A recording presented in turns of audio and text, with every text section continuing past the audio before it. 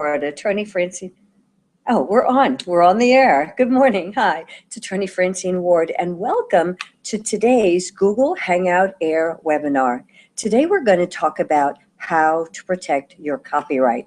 So I think I've got it done this time. I'm going to share my screen, and welcome to all of you. Oh, before I forget, number one, for all of you that actually signed up ahead of time, you will get a free gift. We'll send you a download just as you have in the past, and I hope you're enjoying them. In fact, why don't you send me some tweets or emails or something and let me know if those things that I've sent you have been useful, like how to do a search, and I think I sent you a DVD video before on some important things you need to know about trademarks. So if you find them useful, just send me a little message and say, Francine, thanks so much, or would you send something else, okay?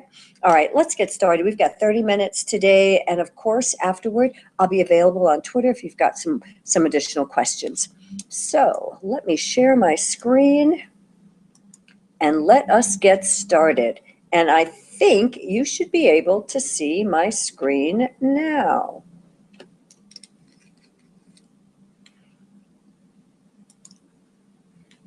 Excellent.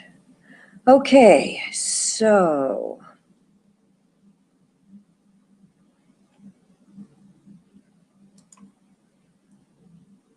let's first do this. Let's do this. Okay, so today what we're going to talk about are 25 items that in fact can be protected by copyright. People are always asking me, Francine, what can I protect by copyright? And very often people confuse trademarks with copyright. So we're going to talk about at least, and I've actually thrown a couple of additional things in there for you, at least 25 items that can be protected by copyright, 6 things you absolutely must know in order to file your copyright registration. And let me tell you, you can do it yourself. Of course, it's always better if you don't understand what you're doing to hire someone who can do it. But you can do it yourself. And if you know these 6 pieces of information that I'm going to share, you in fact can go ahead and do it yourself. And how to protect your copyright. Things that you don't have to do, but quite honestly, if you want to protect that very valuable content that you're creating, you want to go ahead and you want to do these things. So as always, you can find me everywhere. I'm all over the internet. I'm on LinkedIn. I've got groups going on. If you're on this, if you're participating in this webinar, you know you can find me on Google+. I've got a weekly blog I do every week on some legal topic related to the things that I do, business and or intellectual property law, which would include copyrights, trademarks, sweepstakes contests, privacy, social media, legal issues, entertainment, and publishing law. I also have a website, francineward.com. Feel free to go there. I'm on Twitter. I'm on Pinterest. Guys, you know what? If you're looking for me, it is not hard to find me. So let's start with, what is a copyright? So a copyright is a legal form of protection that a legal form of protection for an original work of art or authorship that's been reduced to a tangible form. So what does that mean? Well, in human layman's terms, it means that anything that you actually create with your mind and you reduce it to a tangible form, something that can be touched, something that can be perceived by your senses, not just heard, but something that you can touch, you can feel, you can hear it if it's been, let's say, recorded, pre-recorded. But it has to be original work, and it has to be reduced to a tangible format. So here are some examples of items that can be protected by copyright. And I want to say that if you have any of these items, if you've created any of these items, if you in fact are the original creator of any of the items that I'm going to talk about, and you perceive them as valuable, I would strongly encourage you to pay attention, especially to the how to protect portion of this talk. So you can protect books, you can protect ebooks, you can protect scripts of all type, whether it's a movie script, a TV script, a play script. You can protect scripts. You can protect movies, movie footage, television footage, any kind of documentaries, anything that's been reduced to a tangible format. Website content can protect.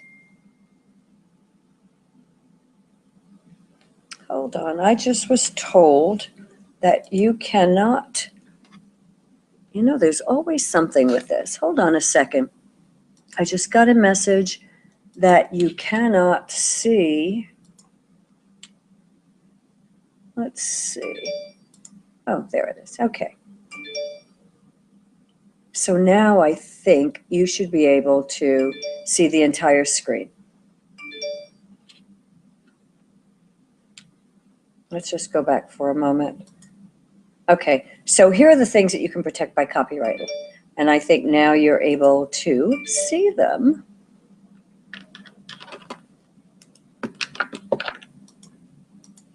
So again, books can be protected, and if you can't see them, please just let me know. Books, ebooks, scripts, as I said, movie footage, television footage, website content, photographs can be protected by copyright. More items, you can protect cartoons, you can protect jewelry. Again, as long as it's original work that's reduced to a tangible form, you can protect it. Software. Now, one thing about software, if you're a developer of software, you can protect it by copyright, but you also might want to consider protecting it by patent. Recipes, games can be protected by copyright. And here are some more things that can be protected by copyright. Articles, newsletters, including e-newsletters, online videos and audios, pre-recorded DVDs and CDs, and I'm not sure if people are still using them, but if you are creating them, they in fact can be protected by copyright. Synchronized content. So what is that? Let's say, for example, with this PowerPoint that I'm showing you, if, let's say I added music to it. If I added music to this PowerPoint and then reduced it to let's say a solid DVD, that would be considered synchronized content. So you can protect that by copyright, sound recordings, and musical compositions. So the distinction between the two of those is a sound recording is the MP3, it's the download. Dating myself a little bit, a sound recording might be an 8-track. Any of you remember 8 tracks? And I'm going to really date myself right now. A sound recording could go back to that 45 RPM or that 33 record that we used to have many, many years ago. And I got to tell you, I still have a few of them. Oh boy. So sound recordings can be protected by copyright, but musical compositions can also be protected. And musical compositions are the print, the sheet music, the print. So let's say you go to a music store and you want to buy sheet music, that will be the musical composition. Those are also protected by copyright. Then you've got social media templates for those of you that are very creative and you're actually creating templates, original templates. They are protected by copyright. Then you've got workbooks and manuals of all kinds. The content, as long as it's original, protected by copyright. Blog posts. Did you know that if you come up with original blog posts, they in fact can be protected by copyright? Copyright also protects screenplays, book proposals. And here's an interesting thing. I have several author clients who I've negotiated book deals for with major publishers. And the question that always comes up is, should they in fact register their book proposal before they submit it to an agent? Now, I don't necessarily want to go against agents because agents are great. And my first book deal with Random House, where I got 6 figures, I got through an agent. Thank God for the agent. But I'll also say that sometimes agents will tell you, don't register your book proposal. And I had a client come to me once. Their agent said, I don't want you to do it because that shows me you don't trust me. Well, let me tell you this. When it comes to the protection of your content, truly, you shouldn't trust anyone. You should be thinking about protecting your work. And why is that? Because there are so many cases that have been filed in the last few years where some creative person has sued a studio, a production company, or someone for stealing their idea. So I understand that, an agent doesn't necessarily want you to register that proposal. But as a lawyer, as an IP lawyer, I'm going to tell you, as soon as you finish that proposal, you should register it. Virtual gaming platforms also can be protected by copyright. Choreographed material as well as pantomimes can be protected by copyright. Posters can be protected by copyright. Architectural designs, and so if you're an architect, any of your original content, in fact, can be protected. And speeches and lectures. I've got several clients that are actually speakers, and one of the things that they often are concerned about are their stories, their talks. And so what I always say to them is, if you want it protected, you want to make sure you've reduced it to a tangible format. Either have it recorded, videographed, scripted, but you want it to be tangible. The key, again, is the content. In order to be protected by copyright, it must be original, number one, and it must be in a tangible format. And I say original, you can't use any content from someone else and expect that that's going to be protected by copyright, even if you include it in your original content. So the content must be original, and it must be reduced to a tangible form. What are some things that cannot be protected by copyright? You know, I just the other day, someone came to me and said, Francine, I want to copyright my book title. No, she said, yeah, she said, I want to copyright my book title. I said, well, you can't copyright a book title. She said, yes, I can. I said, no, you can't. She said, Francine, I know that I can because my friend copyrighted his book. So as she continued to talk, I realized that she, in fact, was talking about the book, and she assumed that the title being a part of the book was protected, but in fact, it was not. The book's content was protected by copyright, but not the book title. So what cannot be protected by copyright? Anything that's not in a tangible format. So for example, if you're giving a speech and you don't record that speech, you have no protection. If you create a work, but you're using someone else's original content in your work and claiming it as yours, it's not protected by copyright because it's not original content. Facts are not protected. Book titles absolutely are never, ever, ever protected by copyright, ever. Again, if a book title is going to be protected at all, it is protected by a trademark, if at all. What also cannot be protected by copyright are procedures and methods, systems and processes. They are never, and I mean never, ever protected by copyright. So if you've come up with some really clever and creative, a new clever and creative system for doing something, or a method or a process for doing something, or making something work, you can write a book, you can write an article, you can write a thesis, you can write something and have that written document protected by copyright, but the system itself, that process itself, will not be protected by copyright. If you come up with a process that might rise to the level of protection, then it's going to be through a patent, not a copyright.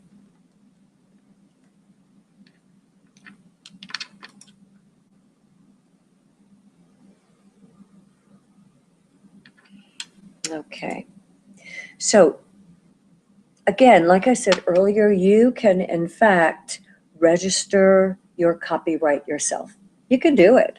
You know, if you know what you're doing, you absolutely can do it. You don't have to hire a lawyer. But let me say this, and let me say it up front very clearly.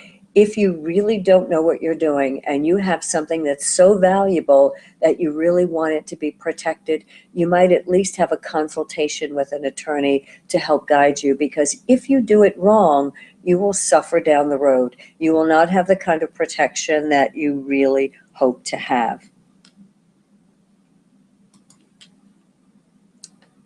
So here it looks like I'm being told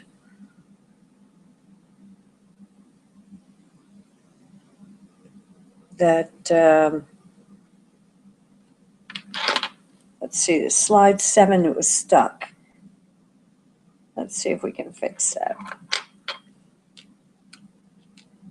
I'll tell you, technology is wonderful when it works. And when it doesn't, there's always something to deal with. Well, it looks like it's stuck, and honestly, I don't want to not continue to at least give you the information that I'd like to provide you with. So if this is stuck at number 7, which I'm told it was, or it is, then I will happily send you a copy of this, of the slides. So feel free, if you're interested in the slides afterward, I'd be happy to send them to you. Okay, so let's go back to, so 6 pieces of information that you must know in order to register your copyright. Number 1, you want to make sure that the work you want to register is in fact copyrightable. Now, sometimes people think, oh my God, you know, I've come up with this work, or even if they say, I've come up with this original work, I've reduced it to a tangible form, I know that I can protect it.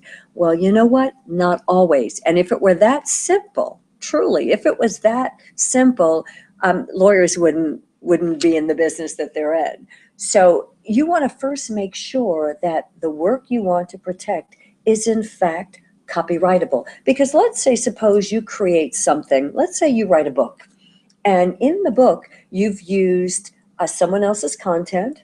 Let's say in the book you've quoted all of these facts. You've put together things that really are not copyrightable. Let's say you put together, let's say you found something in the public domain. That's a really good one. Let's say you went and dug out an article in the public domain. You turned around, you edited a little bit, slapped your name on it, and decided you wanted to register it with the Copyright Office. The answer is you probably are not going to get very far. Why not? Because if it's in the public domain, it cannot be protected by copyright, which means it's already available for everyone to use and to enjoy. So the first thing is, again, it has to be copyrightable content.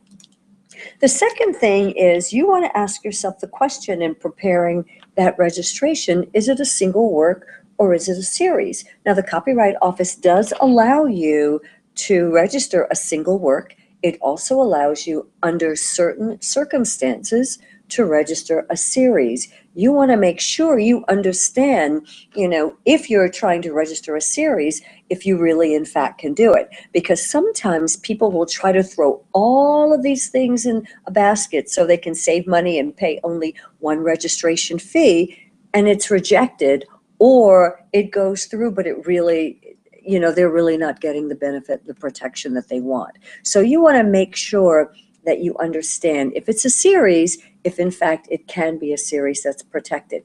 The U.S. Copyright Office, and I'll show you in a moment their website, it's really a great resource. It has wonderful circulars. It's got circulars on understanding how to register everything, including a series, newsletters, photographs, things of that nature. You might want to read that before you go and try to register. But the question you want to ask yourself is it a single work or is it a series?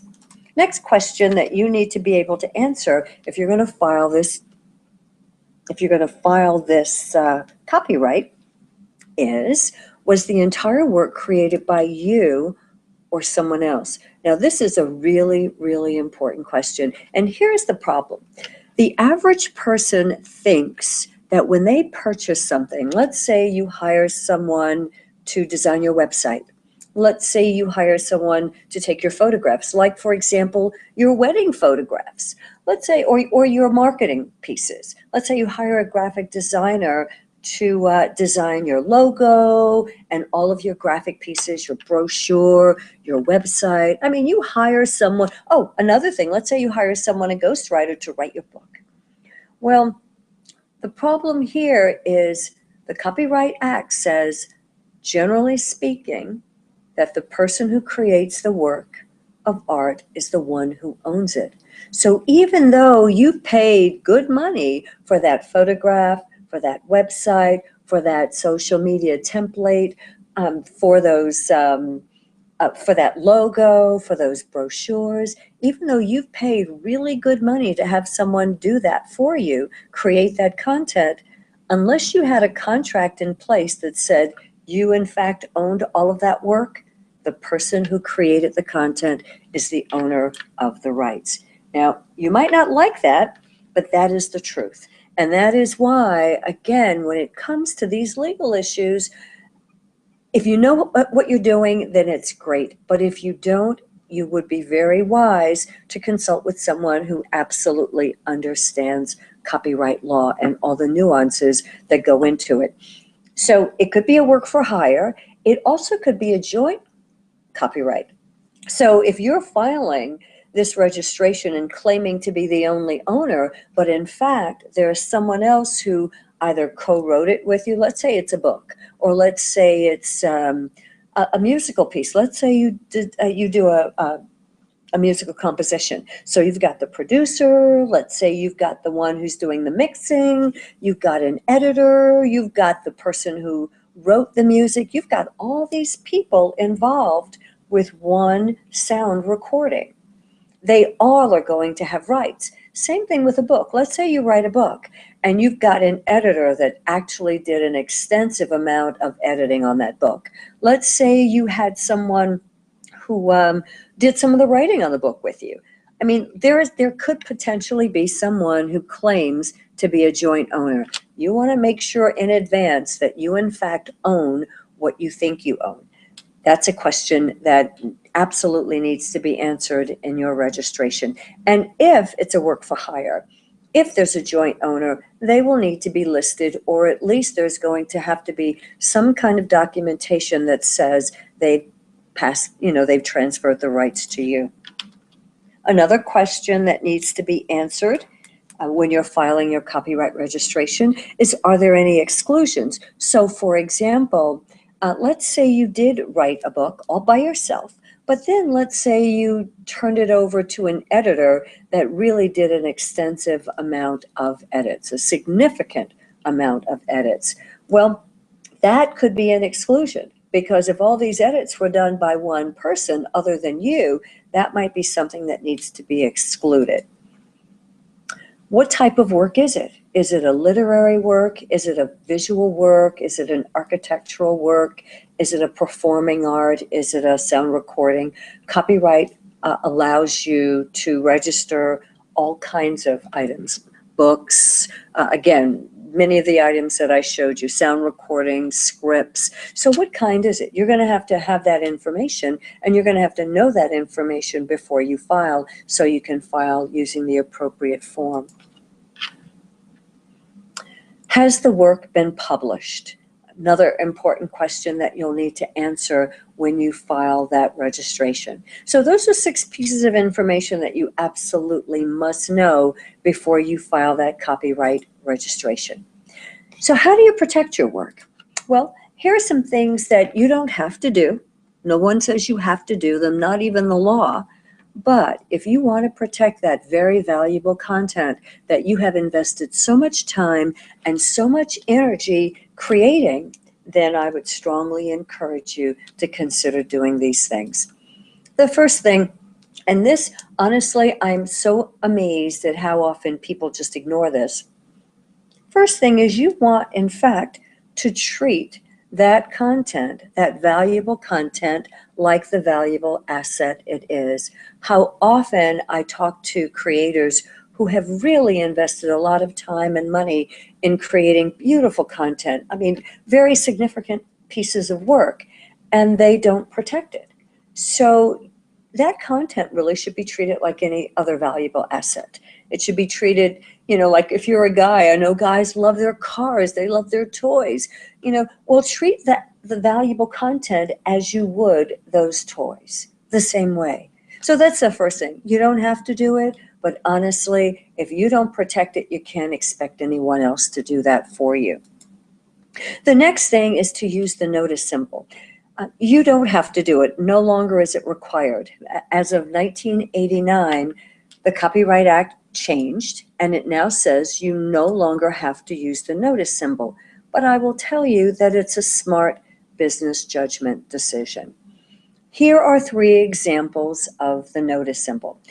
If you're going to use it, this is how you want to use it. You either have the word copyright, either the word or the abbreviation, which is COPR, or the C in the circle. So it can either be the word spelled out, COPYRIGHT.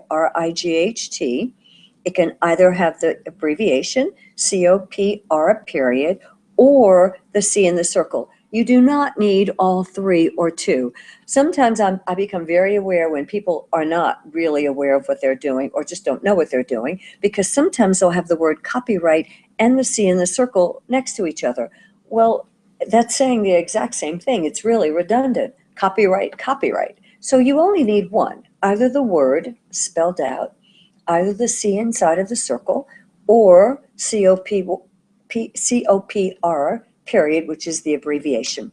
And then you want to have the year of first publication. So if it was published this year, 2015, you want to have 2015. And then you want to have the owner, whoever the owner of the copyright. Miss Owner, Mr. Owner, your name. If it's a business, if you want to put it in the name of your business, you have your business name. But this is the way, this is the format. If you're going to use the copyright notice, this is how you should do it. Copyright, the year of first publication, and the owner of the copyright. The third thing that you don't have to do, but it's really a smart idea, is to read those contracts before signing.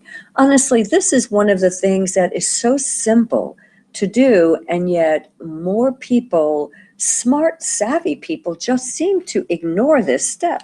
I mean, I am amazed at how many people sign agreements that they don't read. Honestly, I am just baffled. People who will argue from here to Timbuktu that they are adults and have the right to do what they want because they're adults, and yet this very adult decision to not read something before you sign it is just crazy. I mean, it really is crazy. And why? Because pretty much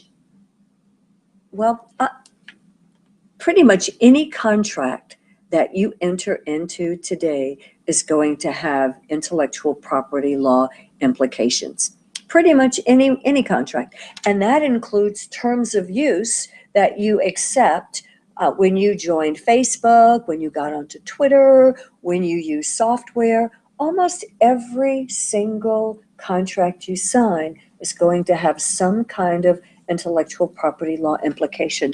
So if that's the case, you really want to understand what you're signing and what you're giving away. Even if you end up giving away certain rights, don't you think it's better that you know what you've given away rather than find out down the road and be very, very disappointed?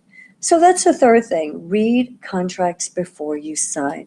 And the fourth thing, again, you don't have to register your copyright, but it is very smart. It's a very smart business judgment decision. Why? Well, some of the benefits of a federal registration are, number one, it establishes a public record. It lets the world know that you own the rights to this work. It puts the world on notice. The second thing is you actually receive a pretty cool little certificate of registration from the Copyright Office that says, in fact, you are the owner of this work. You have the right to sue for infringement. Now, honestly, I happen to believe that this is one of the most important benefits of all the benefits you receive from registering your copyright. Why? Here's the sad reality. Even though we tell you, and even though the law tells you that you have a copyright the very moment you reduce that original work into a tangible format, the truth is your rights are limited until you register. And the fact is, if someone were to steal your work, if someone were to infringe your copyright and you didn't have a registration, you would not be able to sue them for infringement. Now that sounds pretty unfair and it sounds pretty drastic, I know, but that's the law. It's just the way it is. So in order to be able to sue someone, you really do need to have a registration. And guys, it's not very expensive. $35, $55, $65. I mean, it's not very expensive. It's under $100, depending upon what you're going to register and how many, copies are included in that filing. It's worth it if the content is important to you. If it was important enough to create, it should be important enough for you to protect. So you have the right to sue.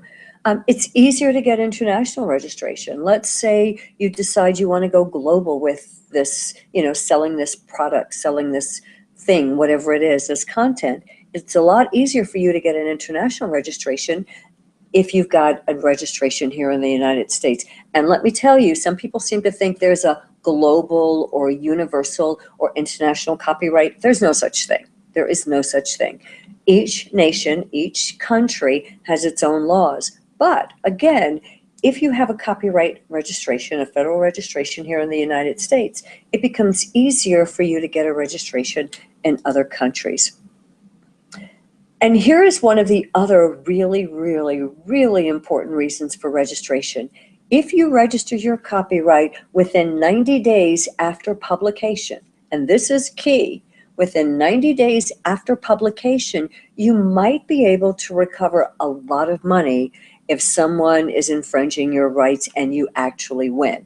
You might be able to receive lost profits. You might be able to receive 3 times statutory damages. That's what treble is. 3 times the statutory damage. So that could be anywhere from $750 to $150,000 per infringement. You could also possibly receive court costs and attorney's fees. And I got to tell you guys, if you're able to get attorney's fees, especially if you don't have a lot of money, that could be a real bonus for you, because most lawyers are not going to take on a case that they're not going to get paid for. So those are some of the benefits for registration. How would you register? Today, the best thing to do is to file electronically. You get to save time and you save money. And I'd like to take you to this website, and I'm hoping you can see it, but if you can't, the website for the Copyright Office is www.copyright.gov, and it's spelled COPYRIGHT.gov, G-O-V. This is their website. It's a really great resource. You can go in here, tells you how to register your copyright. It has all kinds of tutorials and circulars for you to take a look at. And that's it. I think we're on time, maybe a minute afterward. I try to stay close to the time because I know your time is as valuable as mine, and I really want to respect that. Again, it's Attorney Francine Ward. Let me close this out. It's Attorney Francine Ward, and it has been a pleasure having you with me today. Glasses off. So join me for about 30 minutes after this call. I'll be on Twitter. I'll answer any of your questions. And have a great day. Hope this was helpful. Talk to you soon. Until next time, bye-bye.